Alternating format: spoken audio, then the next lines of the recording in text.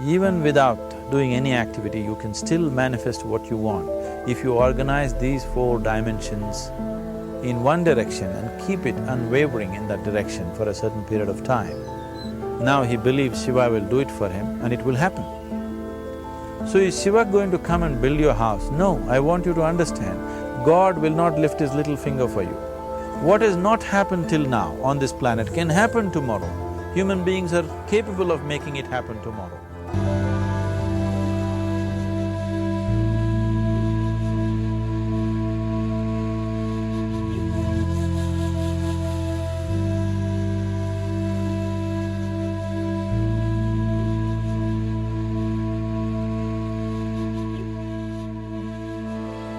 Everything we as human beings have created on this planet was essentially first created in our minds.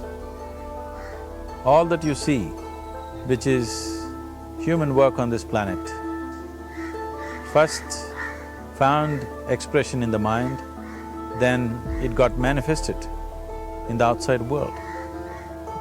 The wonderful things that we have done on this planet and the horrible things that we have done on this planet, both have come from the human mind. So if we are concerned as to what we create in this world, it's extremely important that first of all we learn to create the right things in our mind. How we keep our minds? If we do not have the power to keep our minds the way we want it, what we create in the world is also going to be very accidental and haphazard. So learning to create our minds the way we want is the basis of creating the world the way we want. There is a wonderful story in the yogic lore. On a certain day, a man took a walk. He went for a long walk. Accidentally, unawares, he walked into paradise. Fortunate, isn't he? He just took a walk and he landed up in paradise. After this long walk, he felt little tired. So he thought, oh, I'm tired, I wish I could rest somewhere. He looked around, there was a nice tree, underneath which there was very cushiony grass. So it was inviting. He went and put his head down there and slept. After a few hours he woke up, well rested, and he thought, oh, I'm well rested, but I'm feeling hungry, I wish I had something to eat. And he thought about all the nice things that he ever wanted to eat in his life. And instantly, all those things appeared in front of him. You need to understand, there the service is like that. Hungry people don't ask questions. Food came and he ate. Stomach became full. Then he thought, oh, my stomach is full, I wish I had something to drink. All the nice things that he ever wanted to drink, he thought about it and all of them just appeared in front of him. Drinking people also don't ask questions, so he drank. Now with a little bit of alcohol in him, you know Charles Darwin told you, all of you are monkeys, your tail fell away. Not me, Charles Darwin told you that you were all monkeys and your tail fell away and then you became human. Yes, definitely the tail fell away. But the monkey, in yoga, we always refer to an unestablished mind as markata, which means a monkey. Why we are referring to the mind as a monkey is, what are the qualities of a monkey? One thing about a monkey is, it's unnecessary movement. And another thing about the monkey is, if I say you're monkeying somebody, what does it mean? Imitation. Monkey and imitation have become synonymous. So these two essential qualities of a monkey are very much the qualities of an unestablished mind. Unnecessary movement, you don't have to learn it from the monkey, you can teach it to the monkey.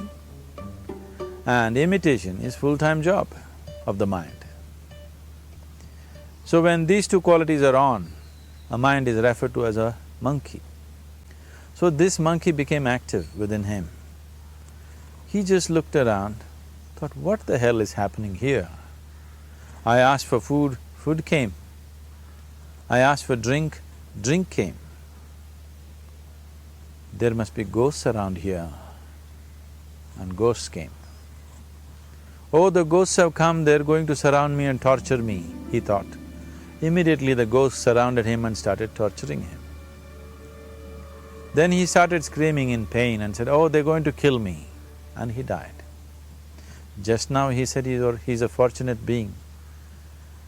The problem is he was sitting under a kalpavriksha or a wishing tree. He asked for food, food came, he asked for drink, drink came, he asked for ghosts, ghosts came, he asked for torture, torture came, he asked for death, death happened. Now don't go looking for these kalpavrukshas in the forest. You can barely find a tree these days. A well-established mind, a mind which is in a state of samyukti, is referred to as a kalpavriksha. If you organize your mind to a certain level of organization, it in turn organizes the whole system. Your body, your emotion, your energies, everything gets organized in that direction. Once all these four dimensions of you, your physical body, your mind, your emotion and the fundamental life energies are organized in one direction. Once you are like this, anything that you wish happens without even lifting a little finger actually. It would help to assist it with activity, but even without doing any activity, you can still manifest what you want if you organize these four dimensions in one direction and keep it unwavering in that direction for a certain period of time. Right now the problem with your mind is, every moment it is changing its direction. It is like you want to travel somewhere and every 2 steps if you keep changing your direction, the question of you reaching the destination is very remote unless it happens by chance. So, organizing our minds and in turn organizing the whole system and these 4 basic dimensions of who you are right now in one direction, if you do this, you are a kalpavruksha yourself. Anything that you wish will happen. But right now, if you look at your lives, everything that you have wished for till now, if it happens, you have finished.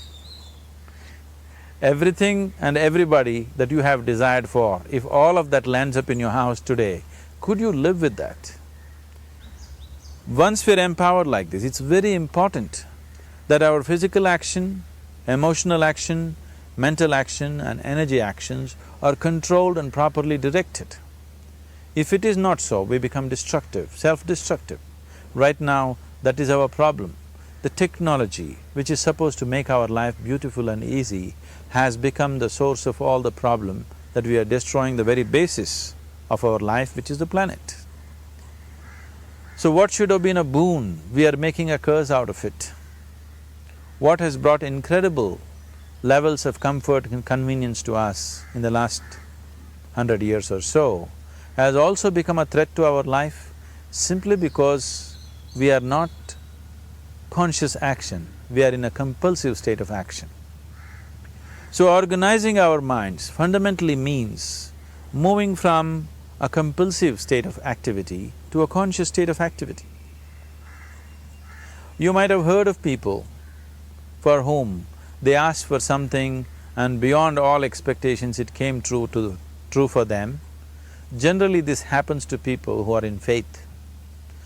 Now, let's say you want to build a house. If you start thinking, oh, I want to build a house, to build a house I need 50 lakhs, but I have only 50 rupees in my pocket, not possible, not possible, not possible. The moment you say not possible, you're also saying I don't want it. So on one level, you're creating a desire that you want something, on another level, you're saying I don't want it. So in this conflict, it may not happen. Someone who has some faith in a god or in a temple or whatever, who is simple-minded, faith works only for those people who are simple-minded. Thinking people who are too much thinking, for them it never works. A childlike person who has a simple faith in his god or his temple or whatever, he goes to the temple and says, Shiva, I want a house. I don't know how. You must make it for me. Now in his mind, there are no negative thoughts. Will it happen? Will it not happen? Is it possible? Is it not possible? These things are completely removed by this simple act of faith. Now he believes Shiva will do it for him and it will happen. So is Shiva going to come and build your house? No, I want you to understand, God will not lift his little finger for you. What you refer to as God is the source of creation. As a creator, he has done a phenomenal job, there's no question about it. Could you think of a better creation than this? Is it in anybody's imagination to think anything better than what is there right now? So as a creator, he has done his job wonderfully well. But if you want life to happen the way you want it, because right now, the very crux of your happiness and your well-being is this, if at all if you're unhappy, the only and only reason why you're unhappy is life is not happening the way you think it should happen. That's all it is. So if life is not happening the way you think it should happen, you're unhappy. If life happens the way you think it should happen, you are happy. It's as simple as that. So if life has to happen the way you think it should happen, first of all, how you think, with how much focus you think, how much stability is there in your thought, and how much reverberance is there in the thought process will determine whether your thought will become a reality or is it just an empty thought. Or how you do not create any impediments for your thought by creating negative thought process. This possible is something possible or not possible, is destroying humanity. What is possible and not possible is not your business, it's nature's business. Your business is just to strive for what you want. Right now you're sitting here, if I ask you two simple questions, I want you to just look at this and answer this.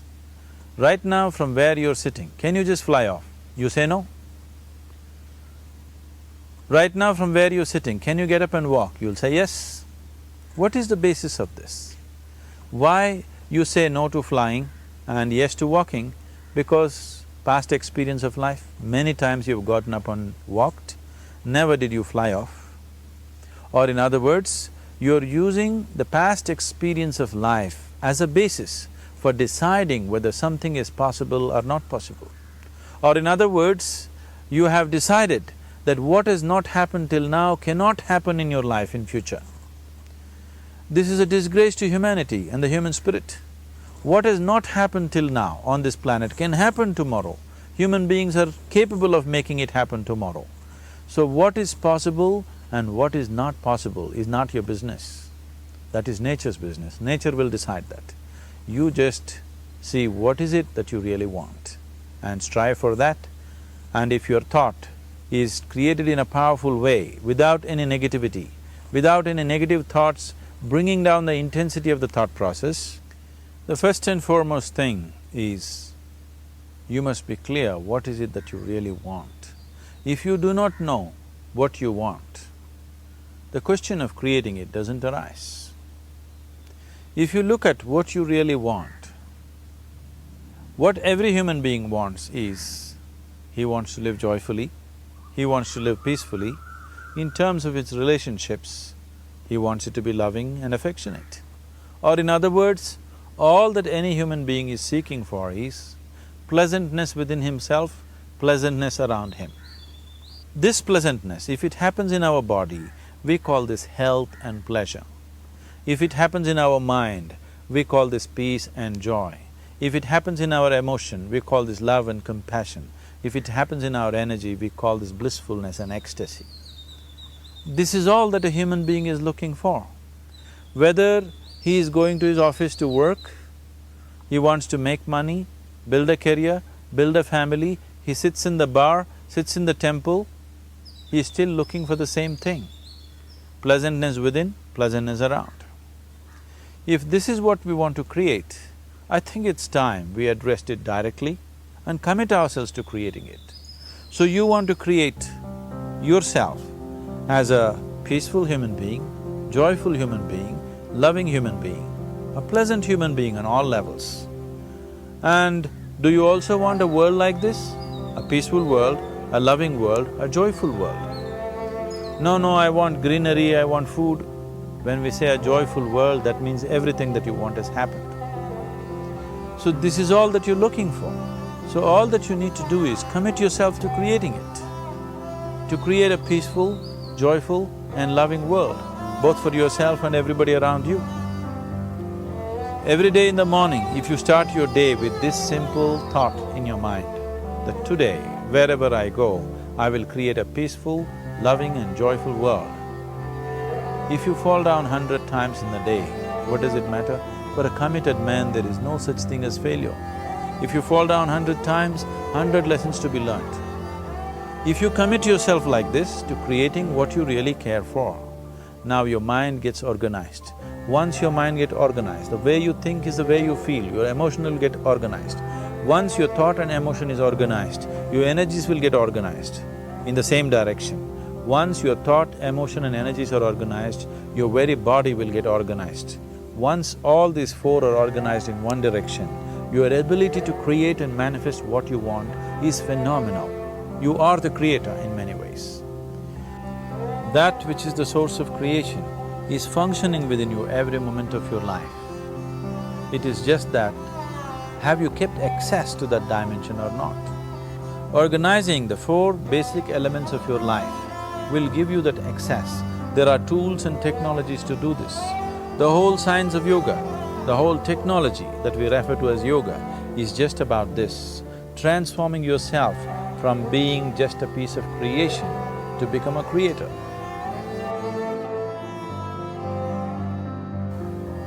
It is my wish and my blessing that every human being in this world should have this access to the source of creation within himself so that he can function here as a creator, not just as a piece of creation. We can do 14 different activities at a given moment. How can we achieve such prowess over both body and mind? You have a liver, do you know how many levels of activity it's doing right now? What the liver is doing is far more complex than what your brains are doing right now, do you know this? For a human being to walk at a certain latitude on a round planet which is spinning and which has magnetic forces working upon you all the time. But if you could conduct this consciously, you do 1,000 things at a time. The most sophisticated machine on this planet is this human mechanism. I am asking you, have you read the user's manual?